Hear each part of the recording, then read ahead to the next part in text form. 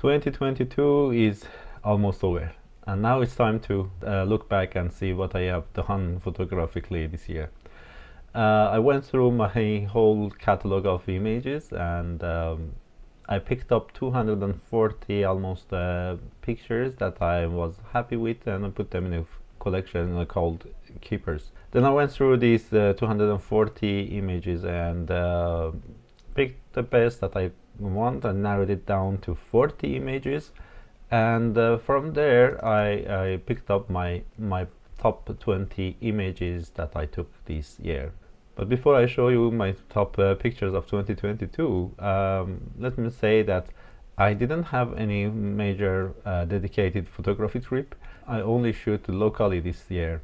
By locally I mean from the radius of a 1 hour drive from home, and not a dedicated landscape photography trip. I didn't have it this year.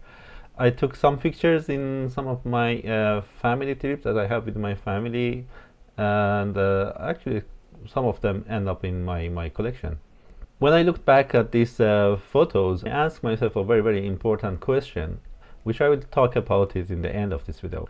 I also want to say thanks to a few photographers that I have been inspired by and I learned from them.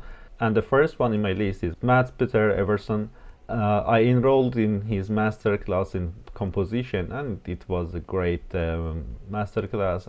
I learned a lot from that, and thanks Matt for the great work. I also want to shout out to Matthias Schulund, who has been helping me, and thanks him for his support and mentorship.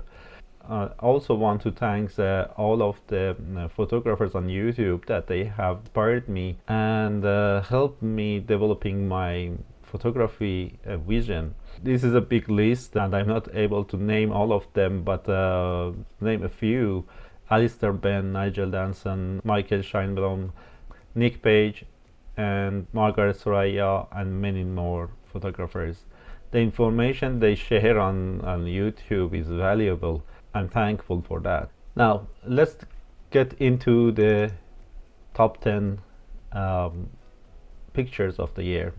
I'm going to talk a little bit about each of them. Here is the first one, and actually this one I took in one of my YouTube videos when I was talking about the 5 tips to photograph in a snowy condition, and I will put the link of this video here. Now we are getting close to the winter time. I guess it's a good time to rewatch this video. I really like this image because it's simple, and this tree that I took picture of, it's standing out of the background quite well. The tonality is different, the shape is different, so there is a contrast in tonality, shape, and there is no distraction in the image. Your eyes goes directly to the subject, and that's the tree. The second one is also a tree, and also winter. I was waiting for this kind of situation for quite a long time. I was chasing the snow, and I wanted to create this image. As soon as we had the heavy snow, and I was kind of close by to this location, I just drove there and took the opportunity before the snow disappears. I like how the snow creates these streaks of lines. It's more like a painting, more like a sketch, and this is exactly what I was after. Now to the next one. I always wanted to take a good picture of Aurora. A few weeks before I take this picture, we had a very strong aurora activity, and I missed that, and I was regretting why didn't I notice it, and why didn't I take a picture of it. I wanted to redeem myself, so I was waiting and looking for the aurora forecast for a while, and as soon as I see that it's gonna happen, I took the opportunity. But this time it was strong, but it happened quite early in the night, so I didn't have too much time to travel to a dark place. I went to the closest dark place, actually next to the city, and took this picture. And actually I found this location 2 nights before this event, and it was in the dark night I found this place. I haven't been there in the daylight.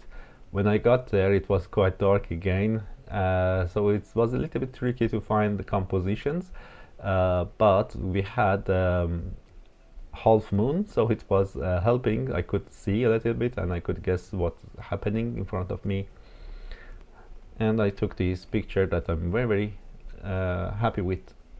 This one is one of the images I took in one of my family trips. We didn't have too much time to go for photography in that trip. It was just the morning before everyone gathers for breakfast. I went on top of a hill that we can see this mountain with my friend, and we took a couple of pictures. I made this panorama and I'm very pleased with it. The way I compose this image is very symmetrical. The big peak in the middle and the mountain range and everything, yeah, it's a very symmetrical image, and I'm gonna print this one. Now to the next one. I took this image on the east coast of Sweden. It's about 1 hour drive from my home, and as soon as I arrived there in the afternoon, it was raining over this Baltic Sea, and I put on my telephoto lens and zoomed all the way in to 200 millimeter to take the picture of this rain and the incredible pattern it created in the sky with the beautiful light and even the rainbow inside the rain, and it creates a sort of abstract image that I really like. I included a bit of the sea and the waves in the bottom of the frame just to give the hint what it is. Once I posted this image on one of my social media channels, someone commented on it, I wish they had took this image. This image actually it ended up in my calendar. By the way, I have a calendar available still on my website, and some of the pictures I'm showing today, they are in my calendar. So if you want to have a copy of these images, go to my website and grab a copy for yourself. It's again very close nearby lake. I enjoyed the peaceful sunset quite a lot, and I managed to capture this one. And it worked very well as a square crop as well, because I printed this one as all of the other pictures in my calendar in a square format. Now this one, this is also on one of my family trip that I had last summer. Just after I put my son to the bed, I left the hotel room, and it's literally 200 meters behind the hotel. So I took this image in a rainy summer sunset, so I managed to capture a double rainbow here. Also the reflection of the rainbow over the lake, which is quite nice. I had two versions of this image. It's a panorama, by the way, and I had very limited space to move. It was a little bit sketchy over there.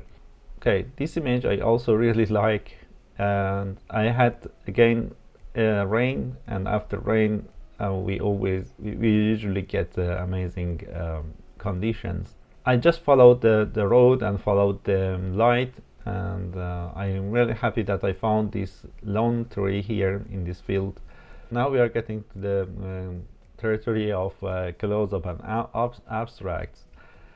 I really enjoy those type of photography quite a lot. It's a very graphical image.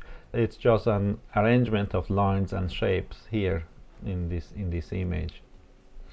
And there is another version of this in my calendar, which worked better for square format. This one couldn't fit in a square format, so I didn't put this one in my calendar. But the other one is also quite nice, and I couldn't pick between any of these. These are also same lilies in same morning. Between my shoots, I accidentally moved my camera, and I saw the potential in this scene, and I thought it's a very good opportunity to use ICM technique to create an abstract image. I'm very pleased with this one. I have spent sometimes taking many pictures, but with micro vibration to my camera, intentionally to create a sort of a painterly look image out of these lilies and the reflection of the reeds, and I finally got what I wanted.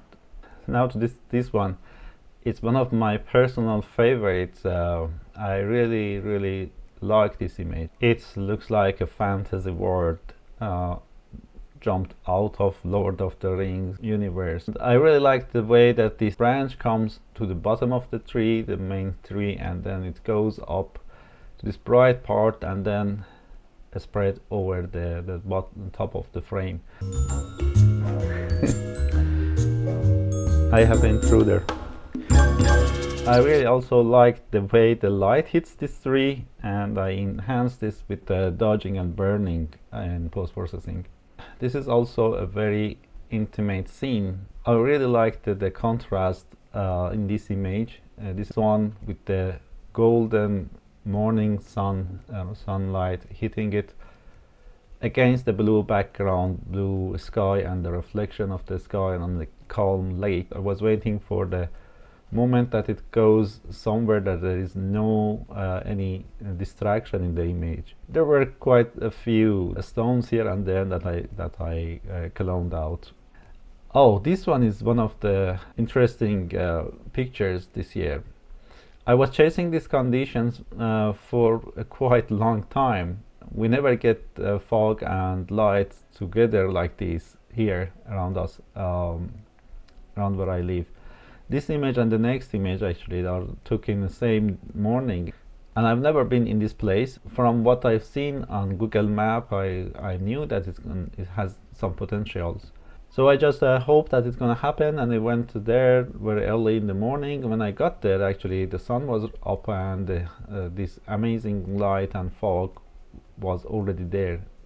I just remember that I was running from a car to this spot and praying that I'm gonna able to shoot at least one picture. But I managed to take a few pictures that I really like. I only put 2 of them in this collection. So this picture is also on my calendar. Actually, this one is the cover of my calendar.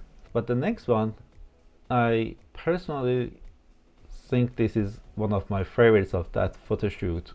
And it's an end of my photo shoot because this one is it's just a grass and with a few bushes and very low hanging fog on the ground. It was the end of the fog, and we still had some good light, and with that combination I have the depth stacking in this image, even though it's just a grass. I went up on a bird watching tower to get a good angle to be able to create this image.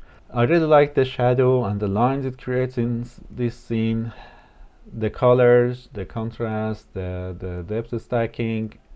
As I said, even though this is just a grass field. Now this one is very local as well. This is a scene I took many times picture of, in many different conditions, many different seasons. What I like about this image is these clouds that they are arcing over the island.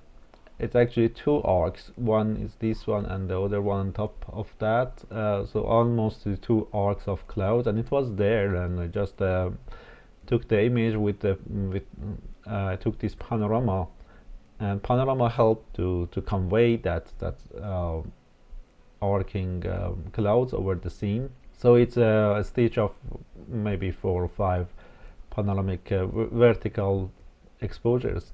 The only problem I had with this image was this piece of land on the corner of this scene, which I wasn't particularly interested in, but I couldn't find a way to move it out of the frame. And I tried with different crops, and that didn't work because I wanted this island to be in the center of the image to show the arcs, and without if I crop in, I'm gonna either lose the arc or the symmetry, or the composition didn't work quite well.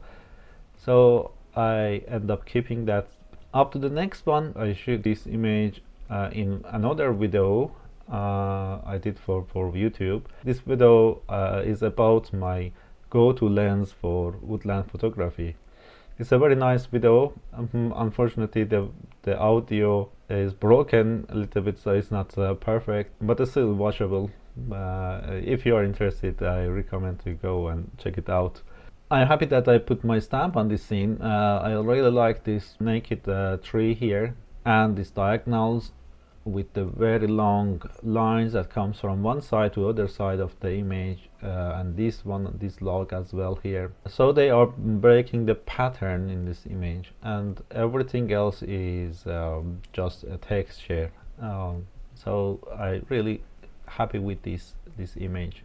This picture, at first I called it brothers, but then I felt this is more like generals of the army in historical war scene out of the movies. It looks like all these giant soldiers, they are marching, and these two generals are standing in front of the line, leading the army towards the battle of the new season that is coming, which is winter.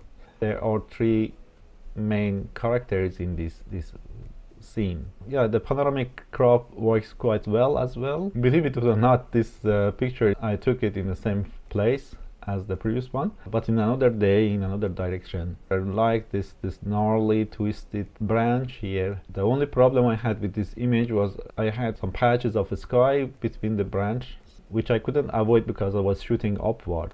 I end up cloning those out. I just wanted to mention that, so you know that it had some flaws that I fixed in post-processing. But all in all, I'm very pleased with this image. This is another autumn photo, and yeah, I really like this bark of the tree with the hole inside and the colors, everything. And here is the last one. I know I said that we don't get fog too many times, but this year we got it a couple of times, and this is the last time I was out in fog and I took a picture. I'm very happy with this image. I really like the colors, the flash of the autumn colors on the branch of this tree. Although there is not a big separation between this main tree and the cluster of the trees in the background, but the fog helped a lot and they are separated. Even we could see the difference between the foreground branches and the background branches. So yes, that's it. That's my best of 2022. Now I have a question to ask myself. Where am I standing in the big variety of photographers and landscape photographers?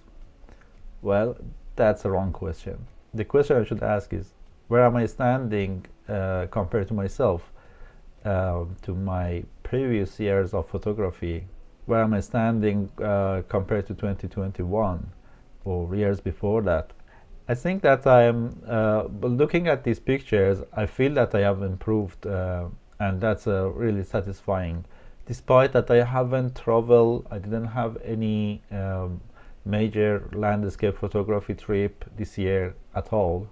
Just once that it failed, kind of. It was one night and it didn't work out that well.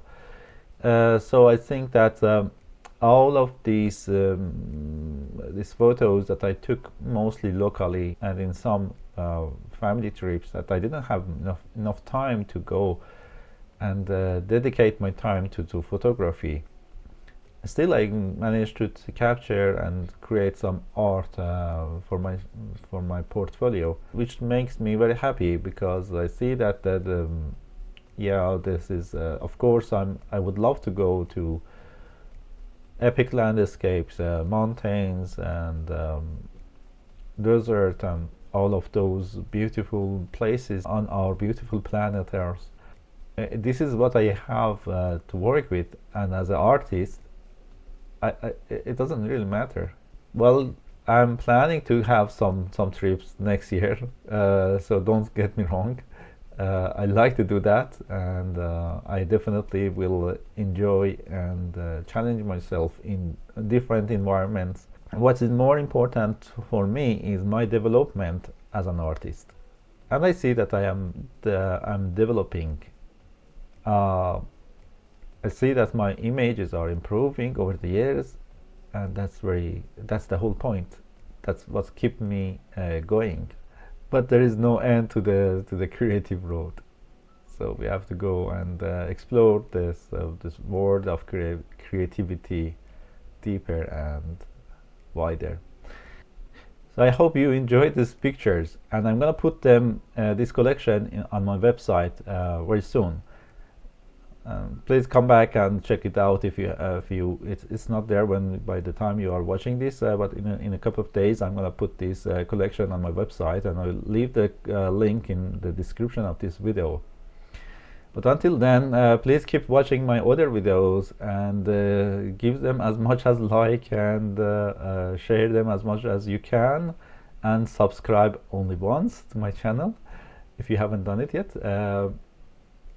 And until the next video, I hope you have a great time.